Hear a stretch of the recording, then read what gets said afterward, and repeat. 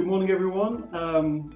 Welcome to the webinar. My name is Mark Frost. I'm the partner in the R&D tax team here at Cooper Parry. It's so lovely to see so many people join and so many people in the networking space just now. There'll be an opportunity for more networking at the end if anyone has any further points they wanted to pick up.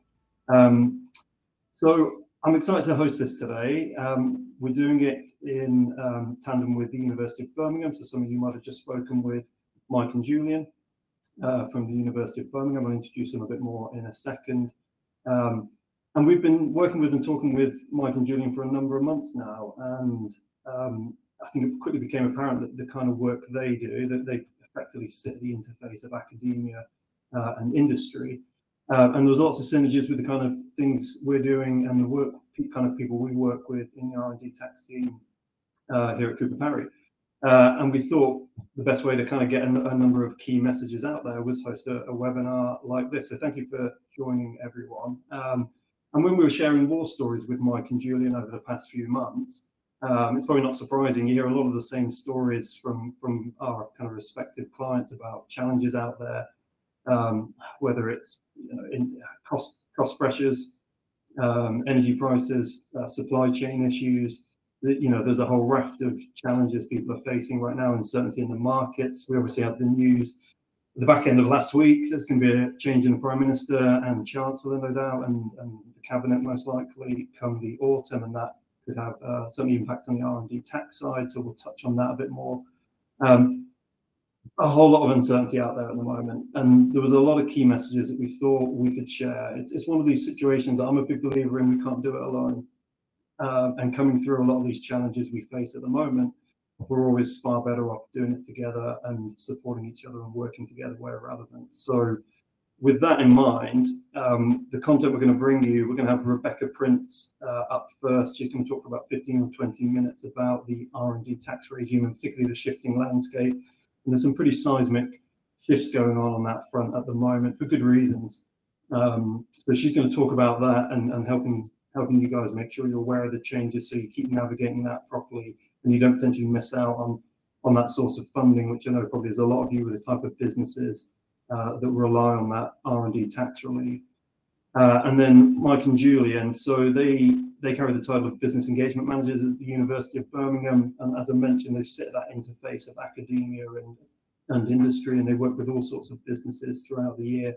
And there was a whole raft of support, so much of stuff that I wasn't even aware of that the university can provide to businesses, some of it completely free as well, which sounds too good to be true, but it is true. And Mike and Julie are going to take you through a number of things on that front for about 15 or 20 minutes. So that should leave a nice 15 minutes or so for Q&A at the end.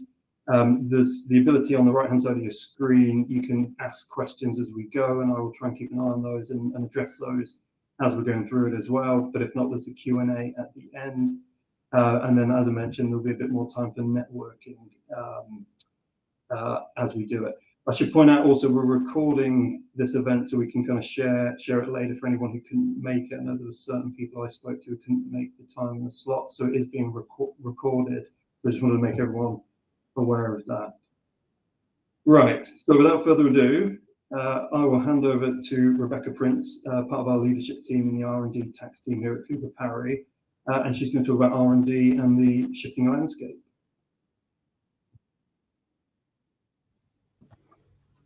Hi, Mark.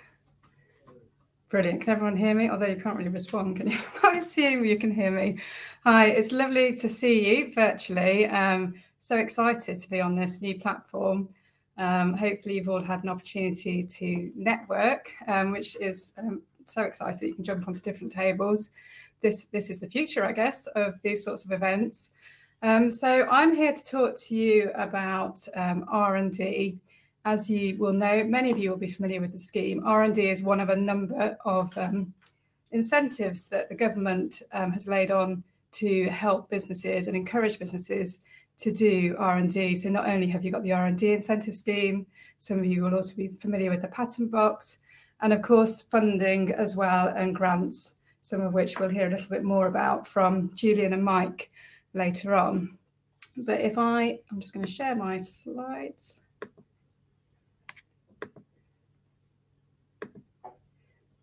Okay. So I don't think I've been working in R&D for a number of years. I won't reveal how many, but it's in double figures. And I don't think there's ever been a time where there's been so much to talk about in R&D in terms of the changing landscape. So the primary reason is, we suspect, the fact that the scheme is becoming so used and so which is the right thing, but so many companies are now cottoning on to the fact that this scheme is available, and the relief, as you may be aware if you are already claimants, is very generous. So there's two types of schemes under the incentives relief. One is for SMEs, so companies broadly that have less than 500 employees, and the other is for large companies. The SME regime is the more generous scheme, so it effectively gives you 25% additional relief for your qualifying R&D expenditure. The large company scheme is less generous, but it does operate in a slightly different way in that it gives you a taxable credit, which you can show above the tax line, therefore increasing EBITDA. That taxable credit is in the region of 13% at the moment, which after tax gives you a net benefit of 10.5%. So you've got the two regimes, and as you can see, there's quite a stark difference between the two rates, something that is actually being addressed and we'll come on to later in the presentation. But that's all very well. How do you actually receive the benefit? So in order to receive the benefit, you do need to be a UK company that's subject to corporation tax. The claim is made as part of your tax return for the year, and the way it works, the 25% or the credit if you're a large company will effectively reduce the tax that's due for the year in question. And if you're not paying tax, the really nice thing about the scheme, and possibly why it's so well used, is that if you're not paying tax, it actually gives you cash back, so cash back into your business as a repayable credit. So in terms of the changing landscape, the stark figures that are very relevant now is that it's costing the Treasury more than ever. So it's currently costing the Treasury 7.4 billion per year. So that's in lost corporation tax. There's various statistics around in terms of the return that they're getting as a percentage of GDP and a match in privately funded R&D. And that return is not, unfortunately, matching their expectations based on what they're paying in to the scheme. So they therefore are concerned that there is this market or this worrying trend of there being unscrupulous, they call them unscrupulous advisors. There may be the fact that some of this benefit is going overseas and it's not actually doing what it's intended to do, which is to boost the UK economy and boost the UK workforce and increase skills. And there's even talk, and you may have seen one of my colleagues, Chris Knott, put an article on LinkedIn yesterday. There's also talk of fraudulent R&D, and there is a task force out there that is really trying to clamp down and even issuing some quite worrying letters to certain claimants to suggest that HMRC believes they have claimed improperly. So what are they doing to target this? There's no talk, you'll be pleased to hear, about the relief being scrapped or rescinded, but there are talks of changes coming in, and those changes will come in quite soon now, next April 2023. So I'm here to talk to you a little bit more about the changes. There will be the opportunity to ask questions, so please feel free to drop questions in the chat or ask questions later. So what's changing from April 2023? So there's some positive changes. So the relief has been around, the R&D relief, since 2000, so a long time now, 22 years. And there has been a recognition that some of the cost categories that are included should be modernised. So you've been able to historically claim a small amount of IT costs, for example, for software licenses, but that has now been increased to allow cloud computing. So that's any cloud computing that's used as part of your R&D. Also, there's a recognition that pure mathematics, which was a category that was originally completely denied from the relief, does underpin some actually very cutting edge research, such as artificial intelligence. that those are areas that actually the UK is doing very well in. So pure mathematics will now be allowed, or will be from 2023 as part of the regime. So some improvements in terms of what you can claim. They are taking away some cost categories, which I mentioned earlier in terms of, or hinted at earlier, in terms of making sure that the benefit of the regime stays within the UK.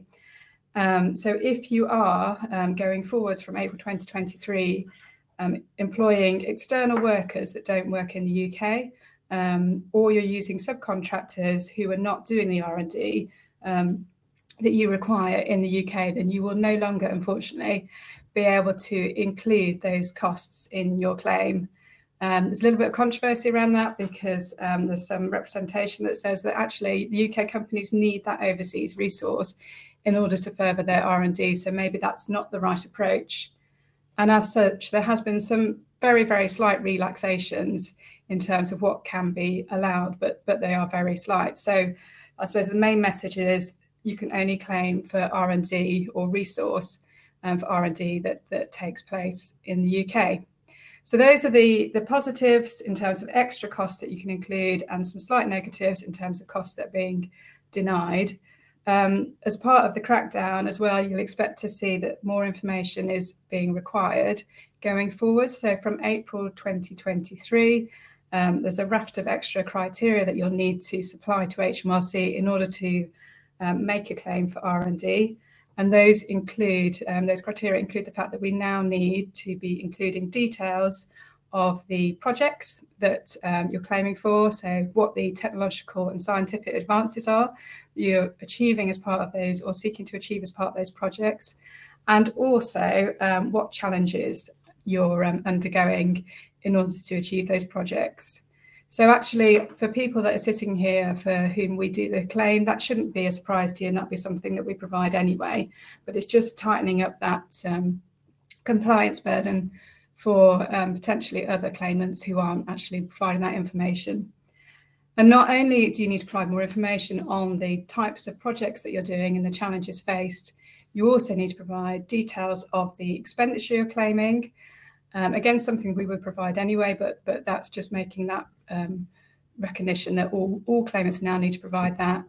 And also some accountability on the company side. So I think going, or in recognition that there may be some less scrupulous advisors that aren't actually really talking to the company in detail about the activities that they're doing and are putting together a claim without as much involvement as they should. There's now going to be accountability in that the company will need to put forward a name of someone within that company, a senior person that is effectively putting their hand up and saying, yes, I'm happy that the company is making or is doing R&D and is therefore eligible to make a claim. So a bit more accountability from the company side, and also, interestingly, accountability from the agent side. So you will have to also name your agent if you have an agent involved in your R&D claim. Something which is a good thing, but potentially might make you think, has HMRC got a blacklist and maybe a good list in terms of good and bad advisors, and potentially you won't want to fall in the right category there to avoid further scrutiny. So there's some more information needed, and there's also advance notification that will be required as part of making a claim. The advance notification requirement has not been ironed out. We're waiting to hear further detail on that, but it suggests that before you make a claim, you need to let HMRC know. They'll give you a reference, and that will just be included as part of your claim. But we will hear more about that quite soon, because we are sort of conscious we will need to make advance notifications very soon for the new rules which apply next year. So those are some of the changes. It's interesting as well. So those changes come in from April 2023. We are already seeing HMRC's tightening stance. So as part of the spring budget, they announced that there will be this cross-cutting task force. So at least 100 extra inspectors have been employed to look at these R&D claims. And we have seen more inquiries, which are effectively now called company checks. We've seen a few ourselves, not too many, I'm happy to say, but we're also aware of colleagues in the industry who are seeing more inquiries, and we're hearing similar reports as well from our clients who have got contacts who are receiving inquiries. So the checks can be quite broad ranging, but they may be asking for small information on small aspects of the claim or far wider reaching. But either way, not something we really want because it causes delays in your claim and delays in processing those repayments. And as I mentioned earlier, and as flagged in my colleague's article yesterday, we are also seeing these fraudulent claim blanket letters going out to certain companies. So something also to be aware of. So in this market, this slight sort of feeling of there's more scrutiny, and HMRC are looking at claims in a little bit more detail. What can you do? So obviously you're very entitled to make claims, so you should continue making the claims, but just think about keeping records of the R&D that you're doing. There have been some evidence requests as part of the inquiry. So we've seen questions around, can you provide just some meeting notes or emails just documenting that these projects took place at a certain time and who was involved.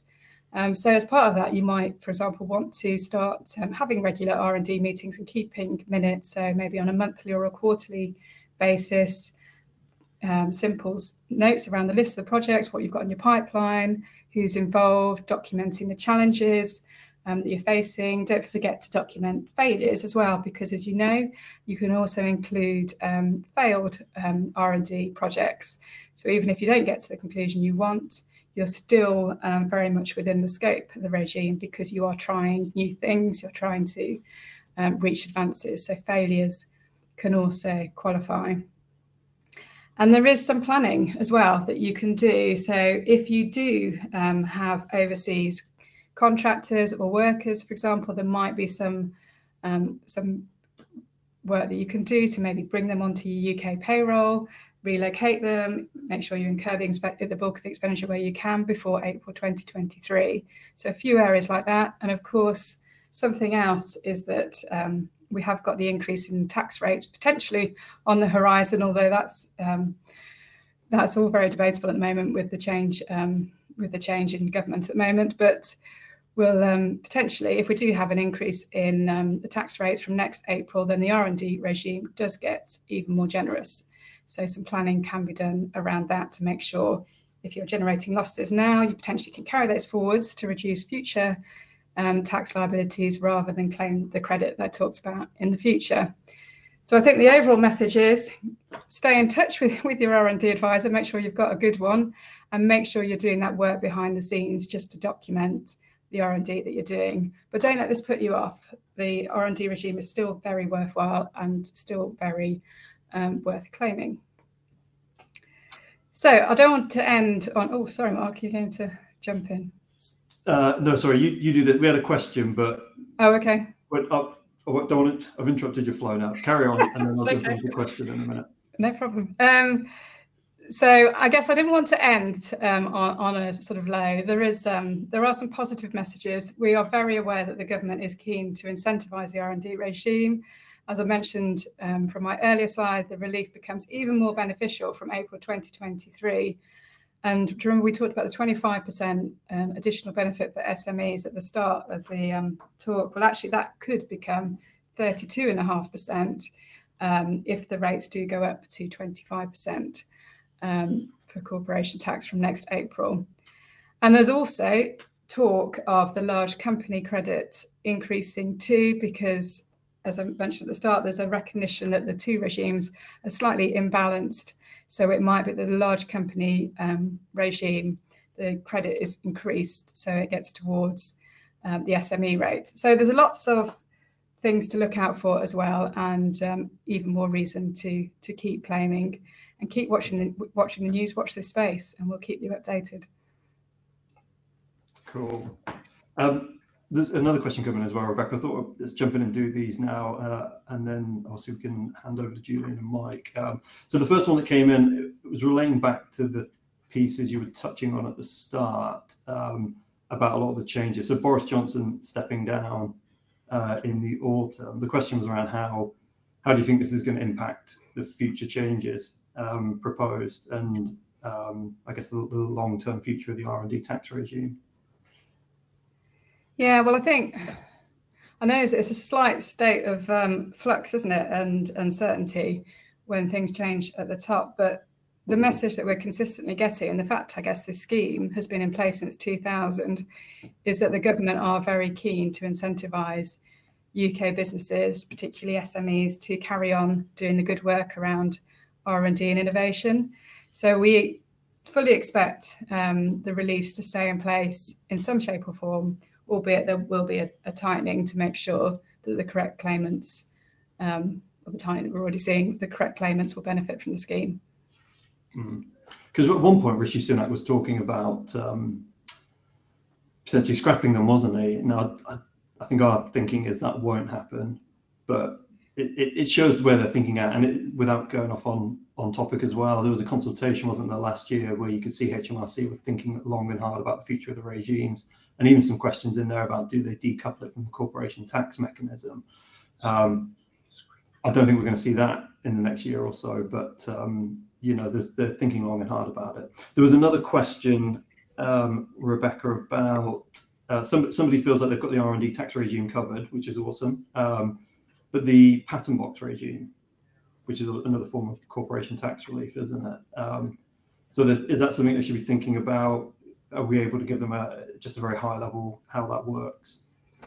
Yeah, well, so just going back, I suppose, to that first point, talking about some of that background conversation and Rishi Sunak's, because he had put out or had a lecture, didn't he, in February around this, very, very keen to encourage innovation. But he did say the UK has got one of the most generous R&D incentive schemes out of all the OECD countries. So with that in mind, that might suggest they are thinking hard about whether or not they're getting the return for the money. And I think the one thing we will see is potentially that large company rate get closer to the SME rate, or maybe the two come together, because when you read some of the background, there is more return that they perceive they're getting from the large company scheme than the SME scheme, which suggests that they feel that the large company scheme is working more like they would expect compared to the SME scheme, and whether they seek to try and improve it as a result. In terms of the patent box, so the patent box is effectively gives you a lower rate of corporation tax for the sale of products that include a patent. So it's quite simple, and that patent could be on a very small part within that product.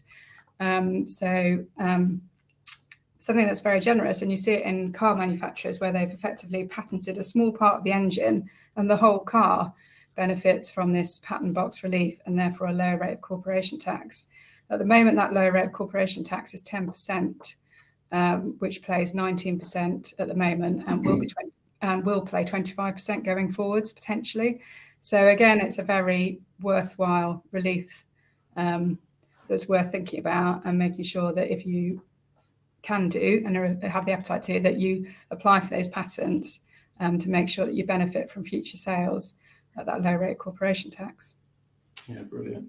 And I think we've got Emma Johnson on from Forrester. So if anyone needs any help demystifying the patenting process, I know Emma can certainly help you out with that. We've had a number of our clients thinking more about it recently who haven't perhaps thought about it before. And as Emma will tell you, all it takes is a sort of 1 hour conversation to start having a bit of a kick of the tires and see, do we have something we could patent in the business? Final question that was on here was around the overseas costs, and is there any circumstances that you talked about the restrictions on overseas costs going forward on R&D claims? Is there going to be some circumstances where they might be allowed? Yeah, so there has been further communication from the government on that. So at the moment, there are limited exceptions where they say they will allow overseas costs. So, for example, if it's not possible to do the R&D that it relates to, for example, if you're doing deep sea diving, then obviously you can't do that in the UK, and you're doing research around that, then you can employ deep sea divers that are based overseas. And the other example that we've been given is clinical trials. So where you're doing clinical trials with a certain population, and that trial centre needs to be located overseas, then in those circumstances you can include those costs. So mainly for geographical or legal or regulatory reasons, if there are good reasons for those activities to take place outside the UK, based on those criteria, you may include them, but it is, like I said, quite limited at the moment. All right, thanks for that. And that was quite illuminating as well, the presentation earlier. I think one of the things we're hoping for is certainty on the bigger scale. What we'll give you here as well is some certainty in respect of what we can manage, what we can control, and what we're doing here at the university. So you'll see an array of the things that we do. These are business support programs. They're supporting the ones I've highlighted on the slide. You'll see a few along the bottom. The ones I've highlighted, those 7 programs are current programs, and they are part funded by the university and part funded by the ERDF. So still that last tranche of EU money that's going into SMEs.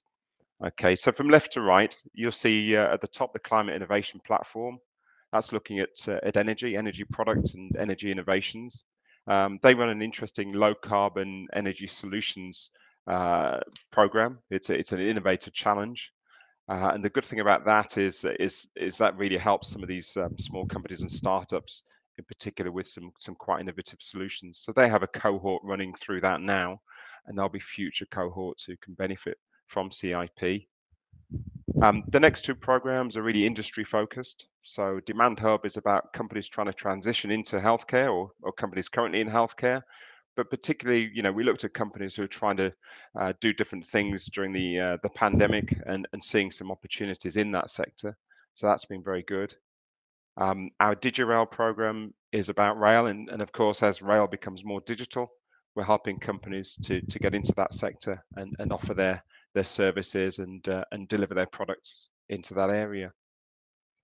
Okay, the line below, you'll hear more about these projects, which I'll run through with a bit of a sort of smattering of ARLI, Amteca, and Ateta, and then the program Julie and I are on, which is AmCash, we'll cover in just a little bit more detail, but not being too heavy today. You'll see with respect to Ateta is about helping companies towards low carbon or sustainability through energy. And they're working with a range of technologies. So that could be companies like you'll see on the left, a big sort of casting or forging operation that's using a lot of heat and reusing their waste heat. Directly beneath that, you'll see with this lovely sort of all-weather covered bike that in this case, it's about a company developing a low carbon or zero carbon technology and helping companies in that space.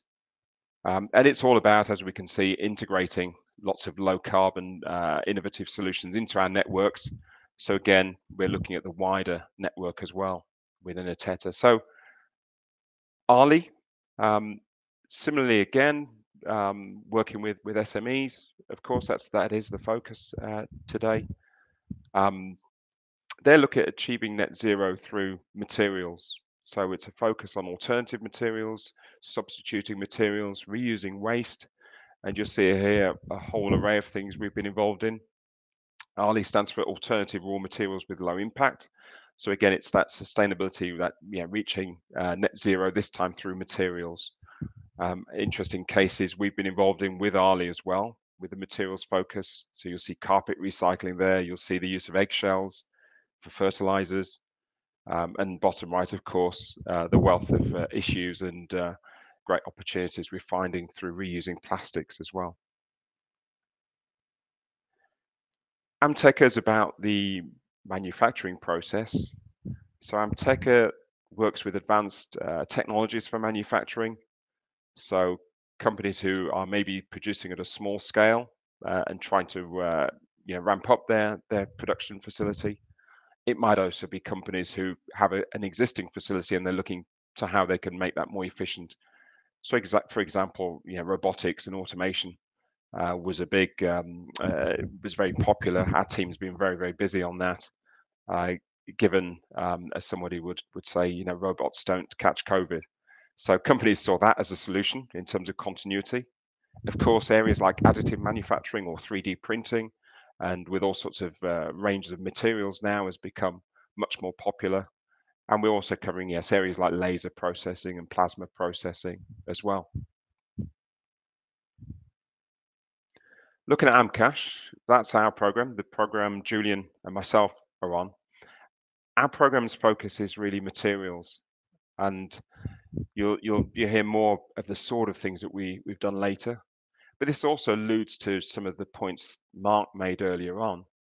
You know, it's about working with companies really at any point in the process of either improving the products they have, that could be via the product or the process, or creating new products as well. And of course, companies looked to access new markets, which we've helped them to do, you know, to improve their quality. Sometimes that's by analyzing some issues, some errors or faults on products, reducing costs, and in conjunction with the next point about developing new supply chains, quite often working with them to identify how they could reduce costs, but how they could do that without compromising the quality of the material they're buying, and therefore, you know, not compromising the quality of the final product. So we've worked with companies a lot to get through, you know, a significant change they've had to make. And the good thing about this, sometimes we don't emphasize enough, or we don't spread this message, is this is fully funded support in the sort of EU funding parlance, or it's zero cost. So we are offering this free support. It's for qualifying companies, so that's primarily companies in these local enterprise partnership areas of Black Country, Coventry, Warwickshire, Greater Birmingham and Solihull, the Marches and Stoke and Staffordshire. There are ways that we can support companies outside of these areas as well. So we can talk about specific cases later on. Mike, do you mind if I jump in with a question? We had a question there related to that point. Yeah, sure. Is that okay? Yeah, please, Mark. You probably half answered it. It was about the funding side. Somebody was asking, do they receive the funding as cash themselves? Okay. Or is that somewhere in the background, kind of in the university, as it were? Yeah. What we've done essentially is the university and the ERDF, through co-funding this, we've allocated a pot of money. So for AMCASH, it's over 7 million.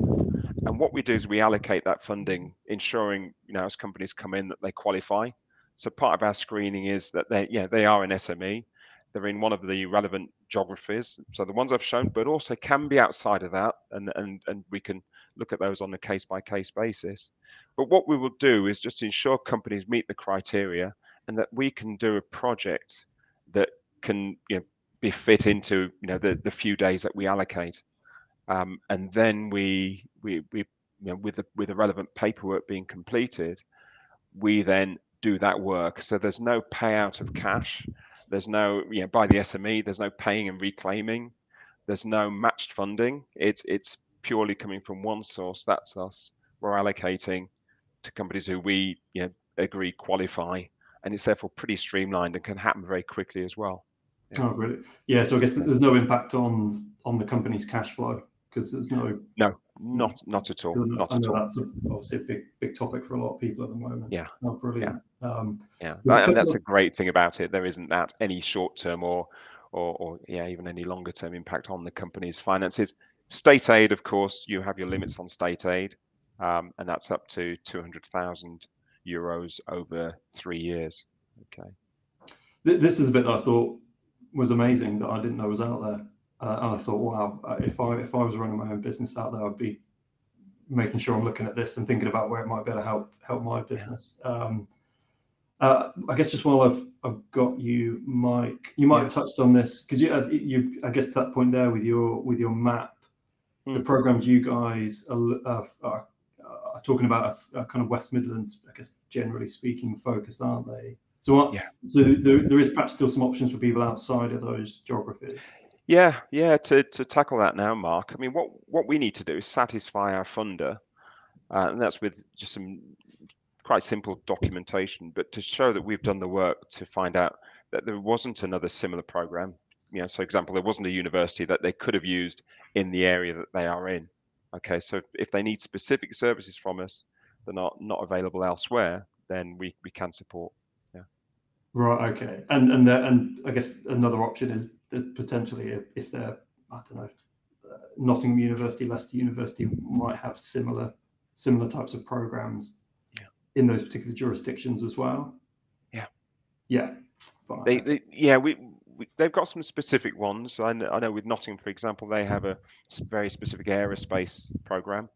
Whereas for us, we do work with aerospace, with supply chain companies in that supply chain. So yeah, there is some overlap, and we can always look case by case. And one thing we do as well is we do signpost companies where we sometimes cannot help them, or even where we've helped them with AmCash, and we decide, there's more you could actually do. It could be one of those other programs at the university on materials with ARLI, or it could be energy, or we might, just signpost them to another university who we know has got a pot of funds to do something similar, or to do a continuation.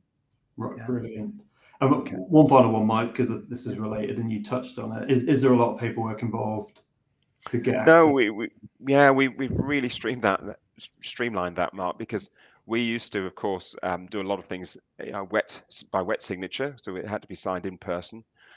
We've also devised a set of documentation where the company is really self-declaring that they're an SME and that they meet the criteria in terms of geographic, or in terms of turnover, in terms of balance sheet. So that's less than 45 million euros, or less than 50 million euros, I should say, turnover.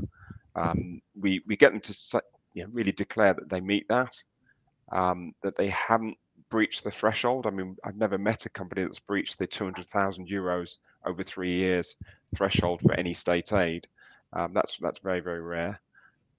Once that paperwork is filled out by us and through Adobe Sign, so through an online signing platform, confirmed and signed off by the company, we're good to go. So we can, and we have in cases, had a meeting in the morning, and by the afternoon the company signed up, and within a few days we've started the work, the analysis, the materials testing, or whatever. Brilliant. Yeah, great. That was it on the questions. Now I'll drop off for a second. Yeah, that's good. But yeah, happy to take those questions as they come. Nice picture here, really just showing there's not much we won't work with in terms of materials.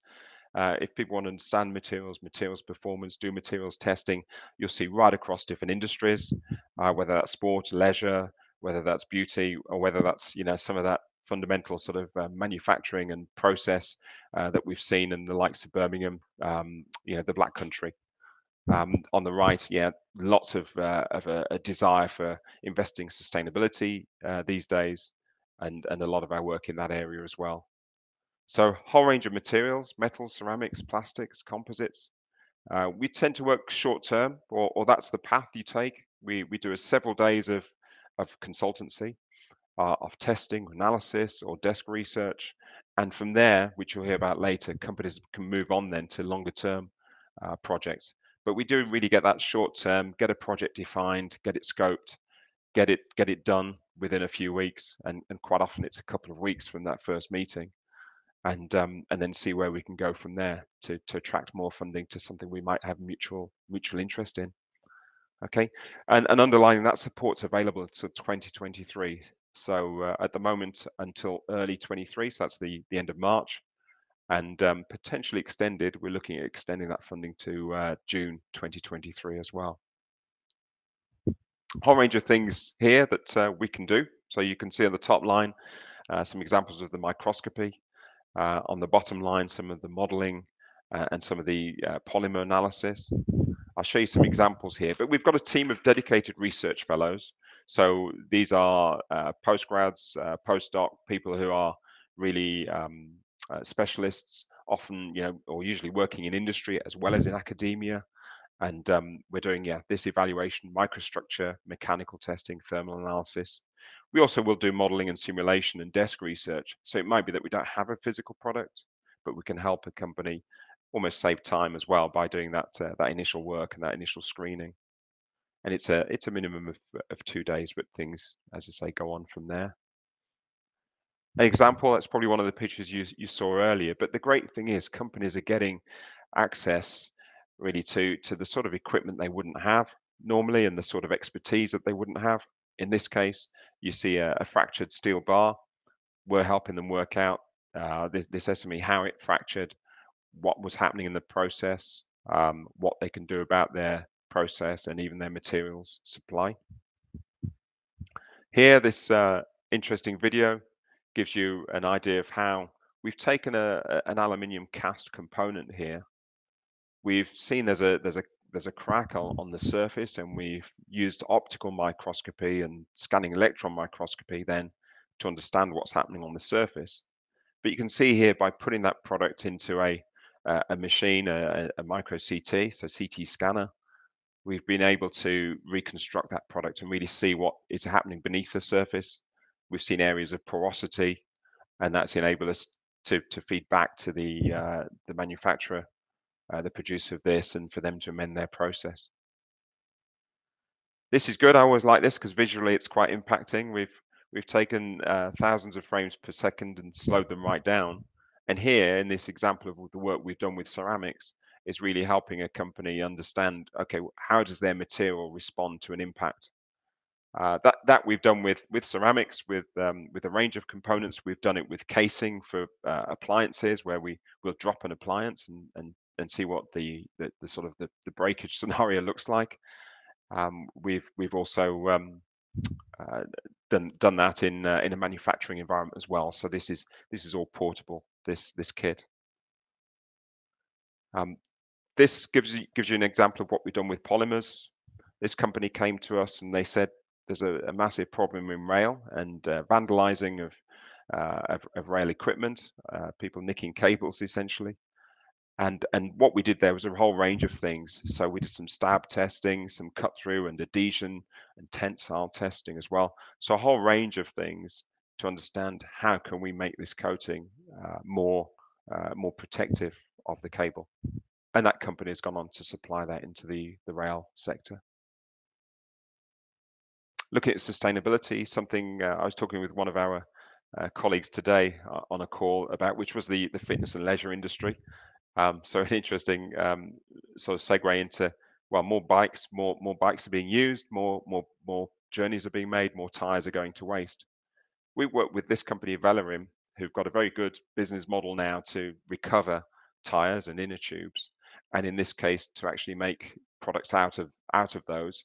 So create specific trademarked product that become the constituents then of other things, so building material, roofing material. Okay. All right, I'll move on. Before I pass you to Julian, just really taking any further questions. Yeah, there's no more come through on the Q&A at the moment, Mike, but I'm sure there will be some we can pick up at the end. Yeah, okay. Thank you. I'll pass you to Julian.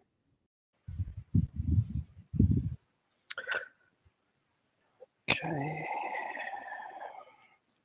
Right, good morning, everybody. I trust that you're hearing me okay and can see my slides on the screen okay. That's perfect.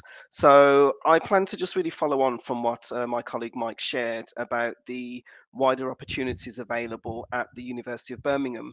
So myself, I've been at the institution since November 2018, but I've also been involved in business support from a university perspective for the past 21 years.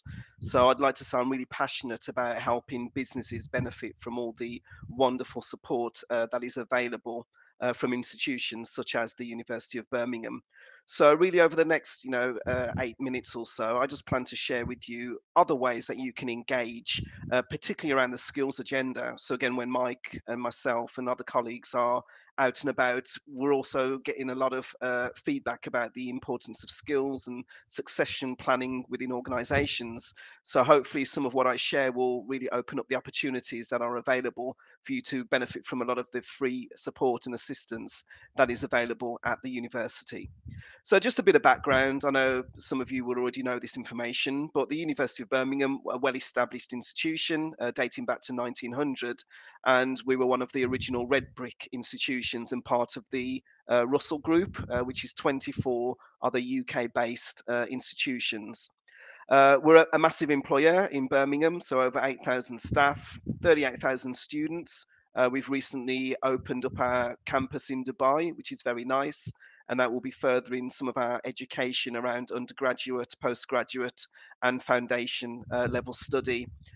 300,000 plus alumni, and I'm hopeful that some of you on the call today would have benefited from previous academic study at the University of Birmingham.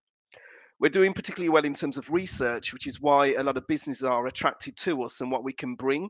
So in the latest Research Excellence Framework, the REF, which really looks at evaluating quality and impact of research, we were ranked 10th equal, so amongst our Russell Group partners for 4-star research, and then equal 13th in the UK. So we are doing some amazing things across a whole range of disciplines and subject areas. So again, another real key point as to why you should really see us as a collaborative partner to help you overcome some of the challenges and to be a feed of important information.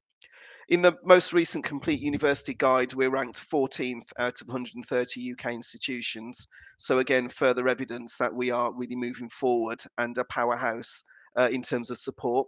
You know, one thing that I was keen to do when Mark and Rebecca shared the opportunity to come and speak with you today is to really try and dispel a lot of myths. You know, people think that universities aren't interested in smaller businesses, or if we come on board and partner with them, that we will steal intellectual property, etc., which isn't the case. You know, we have a track record of about 6-7 years of working with small business and industry.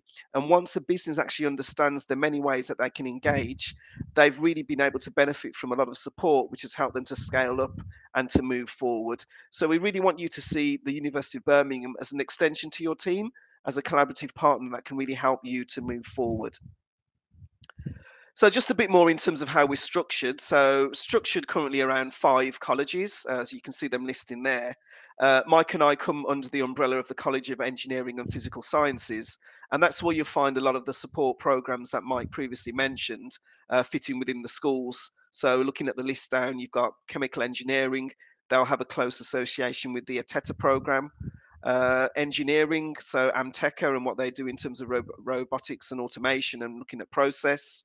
Metallurgy and materials, and actually where Mike and I sit from a materials perspective.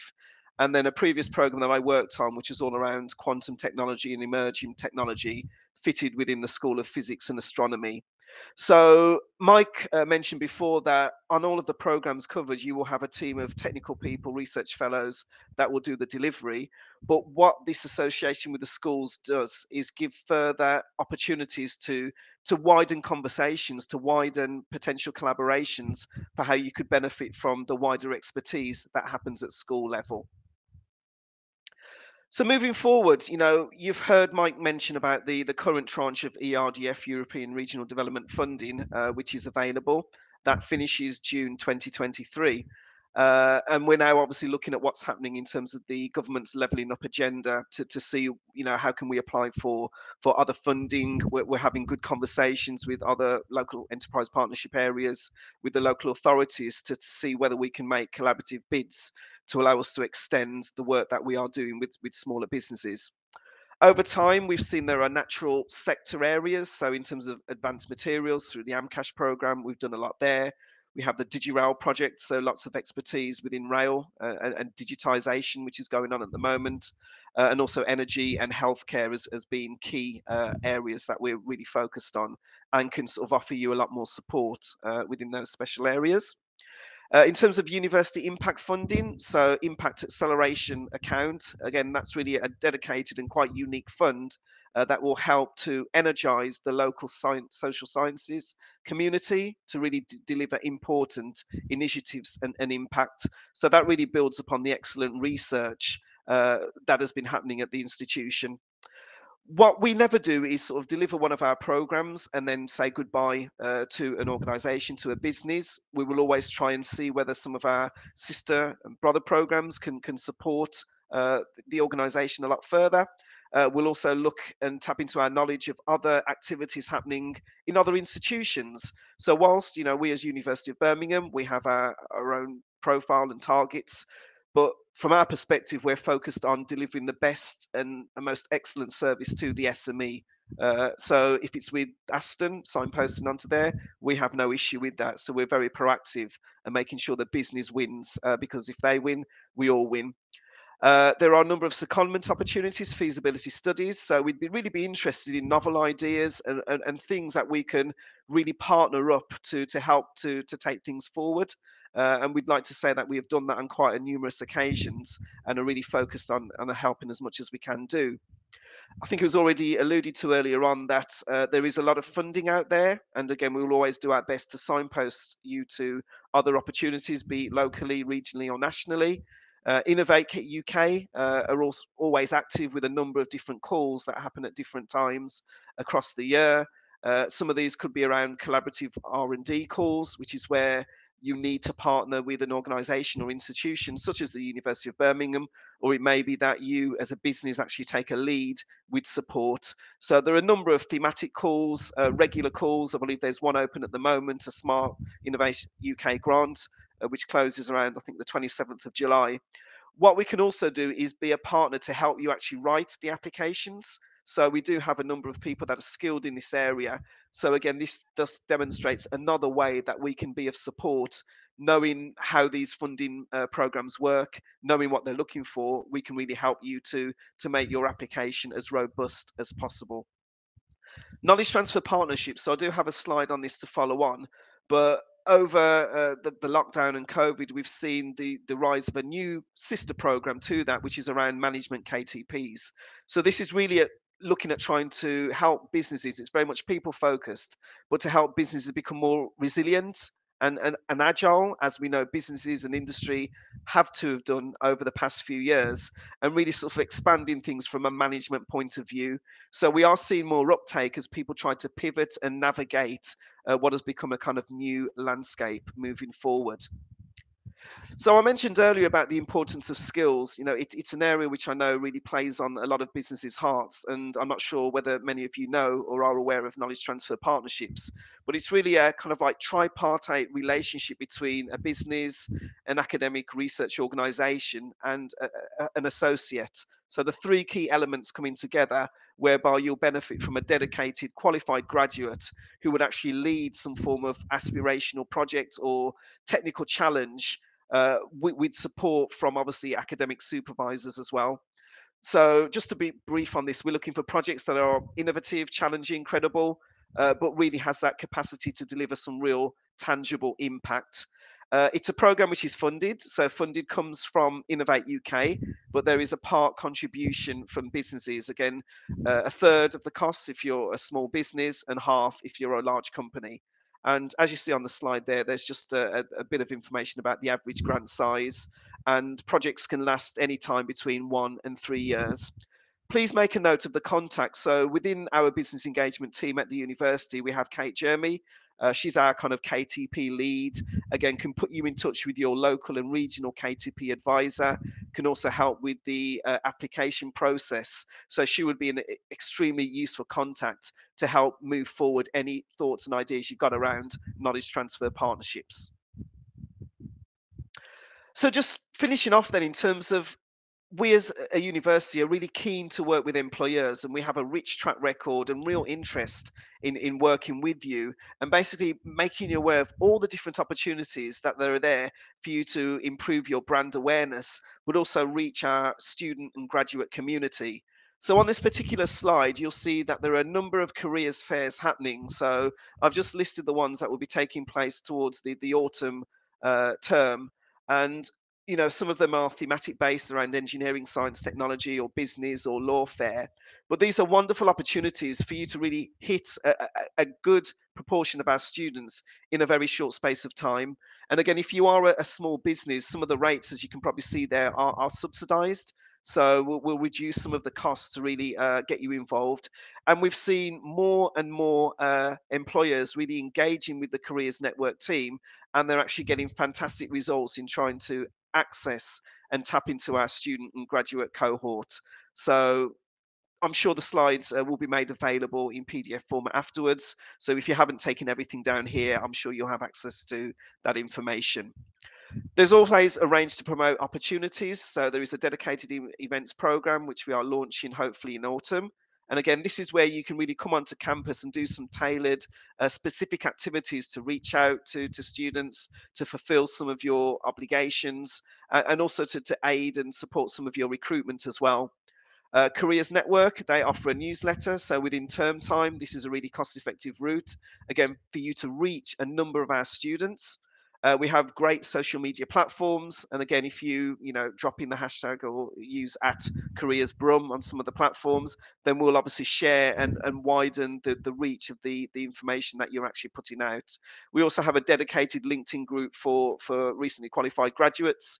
And that, again, enables you to put your positions, opportunities in front of an audience that are really actively looking for opportunities. An online vacancies board, this we're seeing is becoming more and more popular. We empower you to basically create an account. There is a bit of an approval system involved, but once that's all approved, you have a platform here that can promote the vacancies. And we are seeing a lot more uptake from organisations that are benefiting from this free opportunity. Also, in terms of the impact challenge, so this really taps into the widening participation agenda. So it brings together people that are interested in boosting their kind of experience by forming teams and working on a live challenge that has come from the business. And that's, again, giving you value in terms of how the groups of students and graduates we've got here can really help to solve some of your own issues by working together and collaborating. So that's been a real success story, and that program is definitely taking more and more precedence. Finishing off then, there are a whole different range of ways in terms of how you can recruit our students and graduates. So we have a number of different activities, the graduate hire scheme, which can be the full-time, part-time or fixed-term roles. So lots of flexibility involved there. A year in industry, so as part of a sandwich program. So again, this will help to address any particular skill shortages that you might have. We have summer internships, which are a bit shorter in duration, but again, still very valuable in terms of you getting a resource to help on dedicated activities. We have placements. We have an impact internship program where there is opportunity for match funding support. So as you can see, a range of different ways for you to really work with us as a dedicated partner.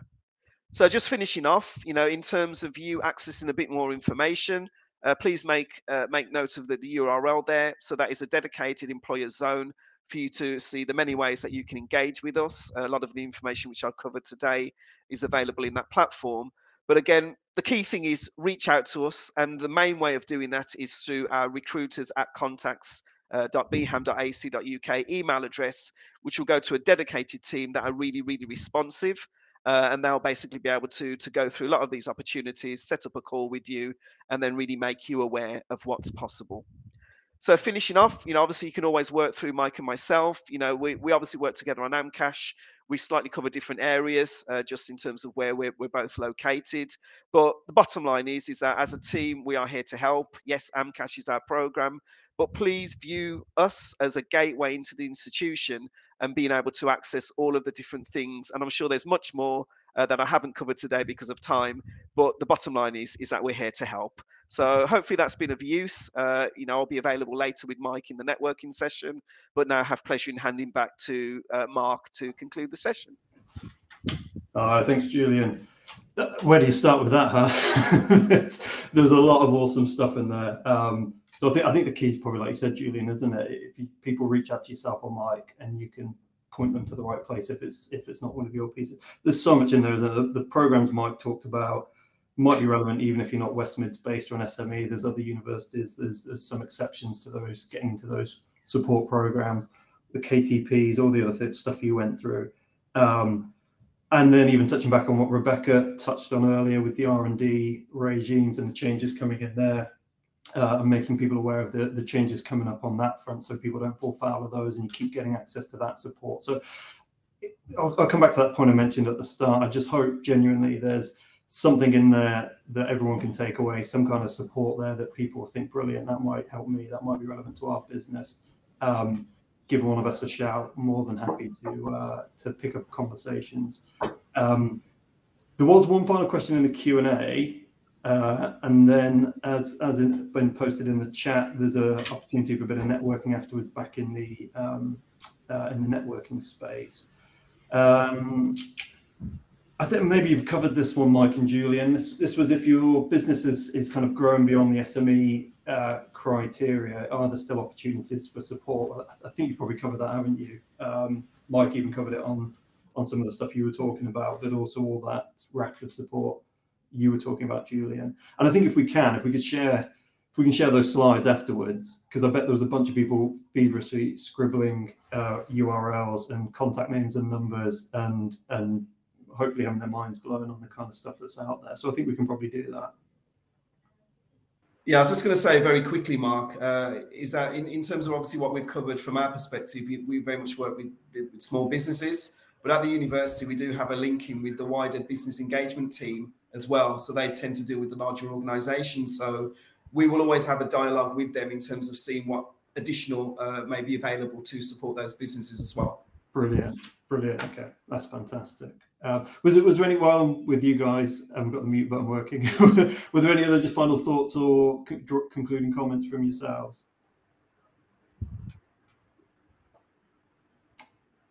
I'll take that as a no.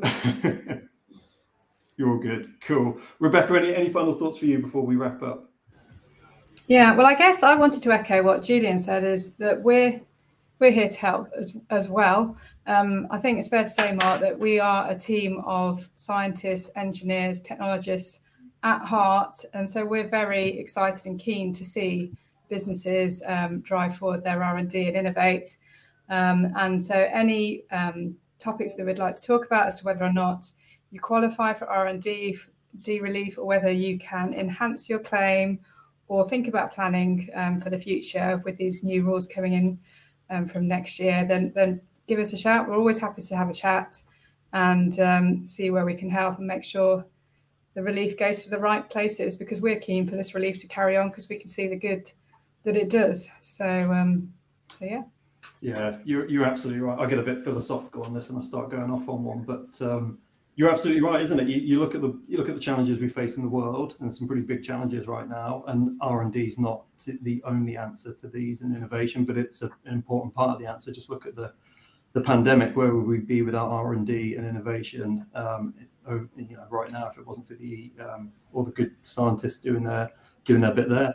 And what I often say to a lot of clients, every company is just doing a little baby step, probably a little small incremental steps on products and processes. Prototyping, all that kind of good stuff, but it adds up and it makes a difference. And it's these kind of things that cumulatively make a difference in the world somewhere. And that's where it comes from. It doesn't come from some quantum leaps. It comes from those little baby steps. I used to work in academia, so I've kind of seen it all the way through the life cycle. So yeah, you're absolutely right. We're scientists and technologists at heart. Love nothing more than geeking out. Our socials are an interesting group of people getting together, but I love it. Great. Well, look, Julian, Mike, thank you so much, guys. I loved hearing about that. And obviously, we're going to keep working together. Rebecca, thank you for your content. That was fantastic as well. Hope people got loads out of that. The networking opportunity will be there after this. And also, when we get back into that networking space, there's an opportunity to leave feedback on the left-hand side. You'll see something on the left-hand side where you can click and leave feedback. I'd love to hear some feedback. Always open to improving. So we'd love to hear that. So thank you everyone for attending. Thank you for listening. And we'll see some of you in the networking space. Excellent. Thank you, Mark. Cheers, Mark.